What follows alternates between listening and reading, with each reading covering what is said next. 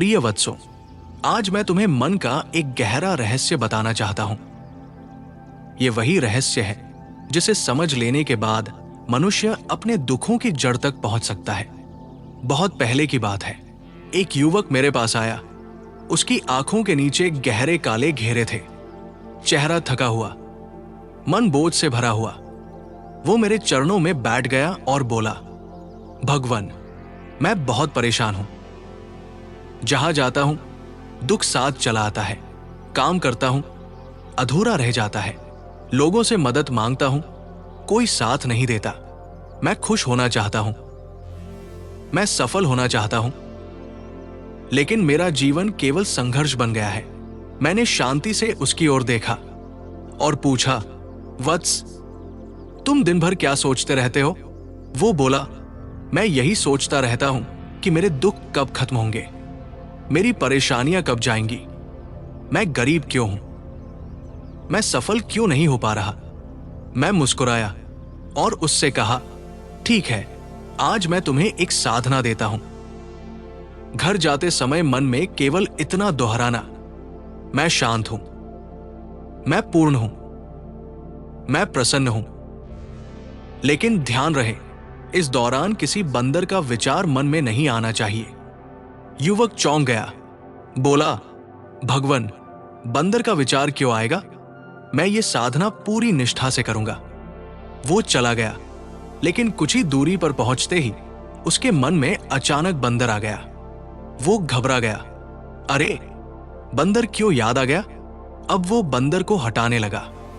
जितना हटाता उतना बंदर बढ़ता गया। थोड़ी देर बाद सच में रास्ते में एक बंदर दिख गया। अब उसका मन पूरी तरह उलझ गया। घर पहुंचा तो पत्नी से बोल बैठा, आज बंदर जैसा खाना बना दो। और तभी उसे एहसास हुआ कि उसका पूरा ध्यान अब बंदर पर ही टिक गया है। अगली सुबह वो फिर मेरे पास आया, बोला, भगवान, ये क्या हो गया? कल तक मुझे बंदर याद नहीं आता था, आज हर जगह बंदर ही बंदर दिख रहे हैं। मैं मुस्कुराया और कहा, वत्स, बंदर पहले भी वही थे, पेड़ों पर बैठे थे, रास्तों में घूम रहे थे, लेकिन तब तुम्हारा ध्यान उन पर नहीं था। कल मैंने जैसे ही कहा, बंदर के बारे में मत सोचना, तुम्हारा मन उसी से चिपक गया। यही मन का नियम है, जिससे तुम लड़ते हो, मन उसी से जुड़ जाता है। जिसे तुम हटाना चाहते हो, वही भीतर गहराई से बैठ जाता है। फिर मैंने धीरे से कहा, तुम दुख से लड़ रहे हो, इसलिए दुख टिक गया है। तुम गरीबी से लड़ रहे हो, इसलिए कमी बनी हुई है। तुम असफलता से डर रहे हो, इसलिए असफलता लौट लौट कर आती है। युवक ध्यान से सुन रहा था। मैंने आगे कहा, मन खेत की तरह है, जिस बीज को बार बार सोचकर पानी दोगे वही उगेगा। अगर तुम दिन भर सोचते रहोगे मेरे जीवन में दुख है, तो दुख का बीज सींचते रहोगे। अगर बार बार सोचोगे मेरे पास पैसा नहीं है, तो अभाव का बीज मजबूत होगा। मन तर्क नहीं करता, मन आदेश मानता है, और सबसे बड़ा आदेश है तुम्हारा ध्यान। युवक ने पूछा, तो फिर सुख कैसे आएगा? भगवान, मैंने उत्तर दिया, सुख को बुलाओ मत, दुख को भगाओ मत, बस शांत हो जाओ। जो अच्छा चाहते हो उसे मजबूरी की तरह नहीं, स्वीकृति की तरह महसूस करो। ऐसे जियो जैसे वो पहले से मौजूद है। संघर्ष छोड़ो, प्रतिरोध छोड़ो। जिस दिन तुम दुखों से लड़ना बंद कर दोगे, उसी दिन दुख तुम्हें छोड़ देगा। उस युवक की आंखों में पहली बार चमक आई। उसने सिर झुकाया और शांत मन से चला गया। बुद्ध का अंतिम संदेश, वत्सों, मन वही रचता है जिसे तुम महत्व देते हो। डर को महत्व दोगे, डर बढ़ेगा। कमी को महत्व दोगे, कमी गहरी होगी। शांति को महत्व दोगे, शांति फैल जाएगी। याद रखो, ध्यान ही बीज है, भावना ही पानी है, जीवन उसकी फसल। वत्सों, आज मैं तुम्हें एक ऐसे मनुष्य की कथा सुनाता हूं जो अपनी ही छाया से भाग रहा था।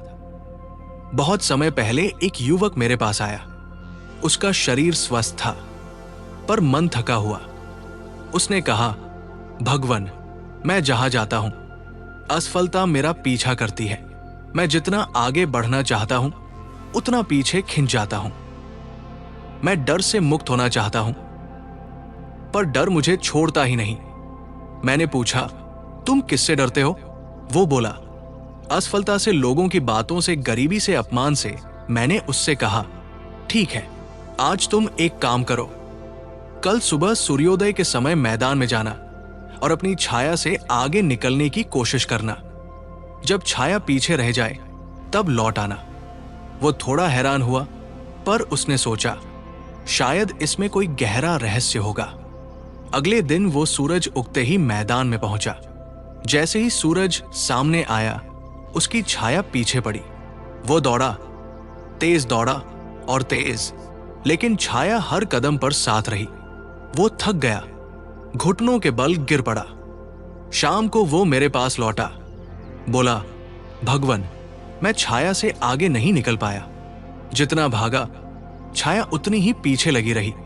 मैं मुस्कुराया और कहा, वत्स, छाया से आगे निकलने का उपाय भागना नहीं है। वो ध्यान से सुन रहा था। मैंने कहा, यदि तुम सूरज की ओर मुंह कर लो तो छाया अपने आप पीछे चली जाएगी। तुम्हें छाया से लड़ने की आवश्यकता नहीं, तुम्हें केवल दिशा बदलनी है। वो कुछ क्षण मौन रहा, फिर उसकी आंखें फैल गई। उसे समझ आ गया, बुद्ध का संदेश वत्सों, असफलता छाया है, डर छाया है, अभाव छाया है। तुम उनसे लड़ते हो, इसलिए वे बनी रहती हैं। तुम कहते हो, मुझे डर नहीं चाहिए, मुझे गरीबी नहीं चाहिए, मुझे असफलता नहीं चाहिए, पर मन नहीं समझता। मन केवल चित्र समझता है। जब तुम कहते हो, मुझे डर नहीं चाहिए, मन केवल डर को पकड़ लेता है। जब तुम कहते हो, मैं असफल नहीं होना चाहता, मन असफलता का चित्र बना लेता है। इसलिए भागो मत, लड़ो मत, दिशा बदलो। जिस दिन तुम अपना ध्यान लक्ष्य पर रखोगे, छाया पीछे रह जाएगी। जिस दिन तुम कृतज्ञता की ओर मुड़ोगे, अभाव पीछे छूट जाएगा। जिस दिन तुम कर्म पर ध्यान दोगे, परिणाम स्वयं आएगा। गहरा रहस्य, तुम अपने जीवन में जिस चीज को महत्व देते हो, वही तुम्हारी वास्तविकता बन जाती है। छाया से युद्ध मत करो, सूरज की ओर चलो। वत्सों, आज मैं तुम्हें एक ऐसे युवक की कहानी सुनाता हूं जो धूम्रपान छोड़ना चाहता था, लेकिन हर बार हार जाता था। वो बार बार प्रण करता, आज आखिरी सिगरेट। सुबह वो मजबूत होता, शाम होते होते हाथ फिर कांपने लगता। एक दिन वो मेरे पास आया। उसकी आंखों में ग्लानि थी, स्वर में थकान। उसने कहा, भगवन, मैं जानता हूं ये आदत मुझे खोखला कर रही है, फिर भी मैं इसे छोड़ नहीं पा रहा। मैं रोज खुद से लड़ता हूं और रोज हार जाता हूं। मैंने उससे पूछा, जब तुम्हें सिगरेट की इच्छा होती है तब तुम मन में क्या कहते हो? वो बोला, मैं खुद से कहता हूं, मुझे धूम्रपान नहीं करना चाहिए, मुझे ये छोड़ना ही होगा। मैं मुस्कुराया और कहा, वत्स, यही तुम्हारी हार का कारण है। वो चौंक गया। मैंने पास पड़ी एक पतली रस्सी उठाई और उसके हाथ में दे दी। कहा, इसे जोर से पकड़ो। उसने पकड़ लिया। मैंने कहा, अब इसे छोड़ने की कोशिश करो। उसने और जोर से पकड़ लिया। मैंने फिर कहा, छोड़ो। उसकी मुट्ठी और कस गई। मैंने शांत स्वर में कहा, वत्स, जब तुम किसी चीज को छोड़ने की कोशिश करते हो तो पहले उसे और कसकर पकड़ लेते हो। वो मौन हो गया। मैंने आगे कहा, तुम दिन भर सोचते हो, मुझे सिगरेट छोड़नी है, मुझे नशा नहीं करना है, लेकिन मन नहीं समझता। मन केवल चित्र समझता है। जब तुम कहते हो सिगरेट नहीं पीनी, तो तुम्हारा मन पहले सिगरेट का चित्र बनाता है, और जहां चित्र गया वहां इच्छा चली जाती है। उस युवक की आंखें भर आई। उसने धीरे से पूछा, तो फिर करूं क्या भगवन? मैंने कहा, लड़ो मत, दबाओ मत, भागो मत, बस देखो, जब इच्छा उठे तो उसे रोको नहीं, बस बैठ जाओ और मन में कहो, अच्छा, ये इच्छा आई है। उस भावना को महसूस करो। छाती में उठती बेचैनी को देखो, हाथों की बेचैनी को देखो। कुछ मत करो, केवल साक्षी बन जाओ। वो ध्यान से सुन रहा था। मैंने कहा, हर इच्छा एक लहर है। अगर तुम उससे लड़ोगे तो वो ऊंची हो जाएगी। अगर तुम भागोगे तो वो पीछा करेगी। लेकिन अगर तुम शांत खड़े रहोगे तो वो स्वयं गिर जाएगी। फिर मैंने उससे कहा, आज से ये मत कहना मैं धूम्रपान छोड़ रहा हूं। इसके बदले कहो, मैं अपने शरीर का सम्मान कर रहा हूं।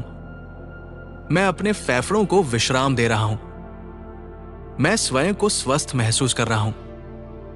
वो पहली बार हल्का मुस्कुराया। मैंने अंतिम बात कही, वत्स, आदत को छोड़ने की कोशिश मत करो, बस नई पहचान को अपनाओ। तुम नशा छोड़ने वाला इंसान नहीं हो, तुम स्वस्थ इंसान हो।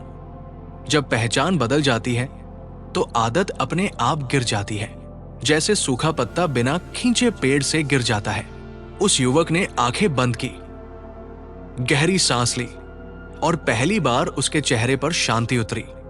बुद्ध का अंतिम संदेश, वत्सों, जिस आदत से तुम लड़ते हो वो और मजबूत हो जाती है। जिस आदत को तुम देखते हो वो कमजोर होने लगती है। याद रखो, इच्छा को दबाओ मत, इच्छा से भागो मत। इच्छा को देखो, देखते देखते वो स्वयं मिट जाएगी।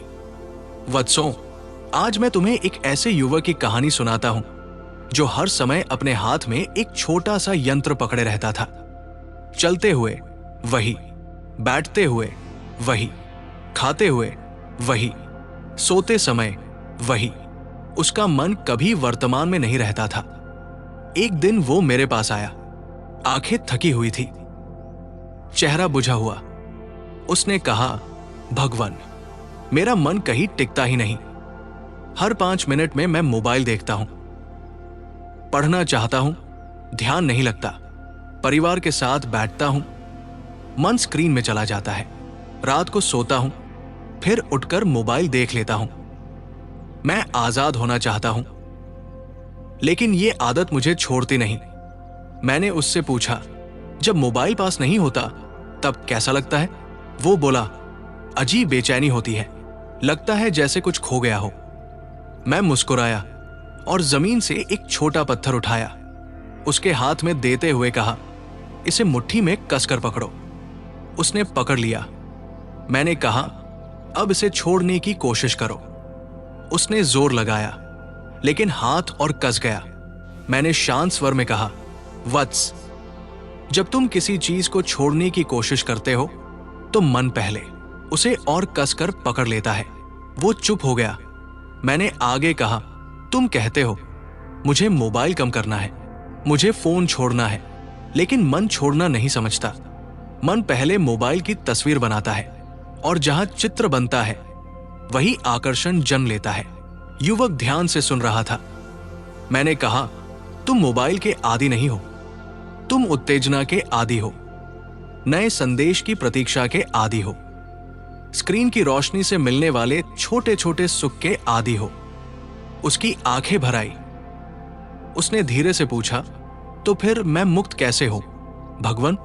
मैंने उत्तर दिया, लड़ो मत, फोन छीनो मत, खुद पर जोर मत डालो, बस जागरूक बनो। जब हाथ अपने आप मोबाइल की ओर जाए तो उसे रोकना नहीं, बस देखना। मन में कहो, अच्छा, अभी इच्छा उठी है। स्क्रीन खोलने से पहले 3 गहरी सांस लो। उस बेचैनी को महसूस करो। कुछ क्षण रुक जाओ। तुम देखोगे अधिकतर इच्छाएं 30-60 सेकंड में स्वयं गिर जाती है। वो चकित था। मैंने आगे कहा, आज से ये मत कहना मैं मोबाइल छोड़ रहा हूं। इसके बदले कहो, मैं अपने समय का सम्मान कर रहा हूं, मैं अपनी आंखों को विश्राम दे रहा हूं, मैं वर्तमान में लौट रहा हूं। फिर मैंने अंतिम बात कही, वत्स, मोबाइल समस्या नहीं है, समस्या है मन का भटकना। जब मन शांत हो जाता है तो स्क्रीन स्वयं फीकी पड़ जाती है। और याद रखो, तुम मोबाइल इस्तेमाल करो पर मोबाइल तुम्हें इस्तेमाल ना करे। युवक ने आंखें बंद की, एक लंबी सांस ली। पहली बार उसके चेहरे पर हल्की मुस्कान आई। बुद्ध का अंतिम संदेश, वत्सों, जिस आदत से तुम लड़ते हो वो मजबूत होती है, जिस आदत को तुम देखते हो वो कमजोर पड़ जाती है। याद रखो, ध्यान ही औषधि है, जागरूकता ही मुक्ति है। जब तुम वर्तमान में लौट आते हो तो लत अपने आप पीछे छूट जाती है। एक युवक मेरे पास आया, उसका मन अशांत था। वो बोला, भगवान, मैं हर समय दूसरों का जीवन देखता रहता हूं। कोई यात्रा पर है, कोई सफल है, कोई मुस्कुरा रहा है। उनकी खुशी देखकर मैं स्वयं को छोटा महसूस करने लगता हूं। मैं सोशल मीडिया छोड़ना चाहता हूं, पर हर थोड़ी देर में फोन उठा लेता हूं। मैंने पूछा, जब तुम उन चित्रों को देखते हो तब तुम्हारे भीतर क्या उठता है? वो बोला, तुलना, हीनता और फिर बेचैनी। मैंने उसे पास रखे जल के पात्र में देखने को कहा। पानी स्थिर था, उसमें उसका चेहरा स्पष्ट दिख रहा था। फिर मैंने पात्र को हिलाया, जल कांपने लगा, चेहरा टूट गया। मैंने कहा, वत्स, जब जल स्थिर होता है तब सत्य दिखता है, जब जल हिलता है तब छवि विकृत हो जाती है। सोशल मीडिया स्वयं समस्या नहीं है, समस्या है तुम्हारे भीतर उठती तुलना की लहर। वो मौन हो गया। मैंने आगे कहा, तुम दूसरों के जीवन का चमकता अंश देखते हो और उसे अपनी पूरी वास्तविकता से तुलना करते हो। यह वैसा ही है जैसे किसी के फूल को देखकर अपने बीज को दोष देना। वो बोला, तो मैं क्या करूं? मैंने कहा, हर बार स्क्रीन खोलने से पहले स्वयं से पूछो, मैं अभी क्या खोज रहा हूं? यदि उत्तर है मान्यता, सराहना या तुलना, तो रुक जाओ। 3 गहरी सांस लो। अपने जीवन की 3 बातों के लिए कृतज्ञ बनो। तुम्हें सोशल मीडिया छोड़ना नहीं है, तुम्हें अपने मन को स्थिर करना है। जब मन शांत होगा तब चित्र तुम्हें विचलित नहीं करेंगे। वत्सों, दूसरों की चमक देखकर अपने दीपक को मत बुझाओ। तुलना अंधकार है, कृतज्ञता प्रकाश है। जिस दिन तुम अपने भीतर का दीप जला लोगे, दुनिया का कोई दर्पण तुम्हें छोटा नहीं दिखा पाएगा।